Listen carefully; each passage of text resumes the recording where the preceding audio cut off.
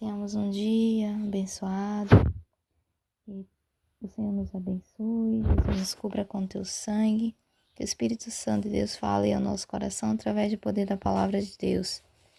Venha libertando, curando, salvando, restaurando, nos abençoando.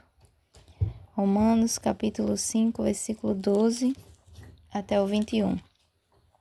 Portanto, assim como por um só homem entrou o pecado no mundo, e pelo pecado a morte, assim também a morte passou a todos os homens, porque todos pecaram, porque até ao regime da lei havia pecado no mundo, mas o pecado não é levado em conta quando não há lei.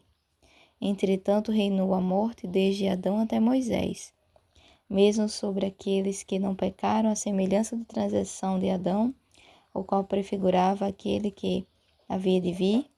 Todavia não é assim o dom gratuito como a ofensa.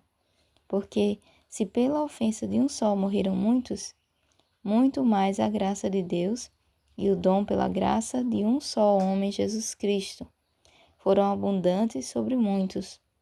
O dom, entretanto, não é como no caso em que somente um pecou. Porque o julgamento derivou de uma só ofensa para a condenação, mas a graça transcorre de muitas ofensas para a justificação. Se pela ofensa de um e por meio de um só reinou a morte, muito mais os que recebem a abundância da graça e o dom da justiça reinarão em vida, por meio de um só, a saber, Jesus Cristo.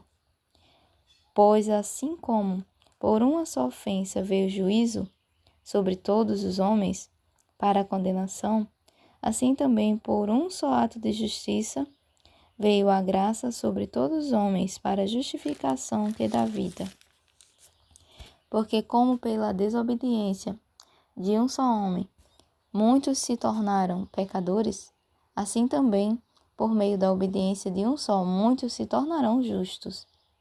Sobreveio a lei para que avultasse a ofensa, mas onde abundou o pecado superabundou a graça, a fim de que, como o pecado reinou pela morte, assim também reinasse a graça pela justiça para a vida eterna, mediante Jesus Cristo, nosso Senhor e Salvador. Amém. Glória a Deus.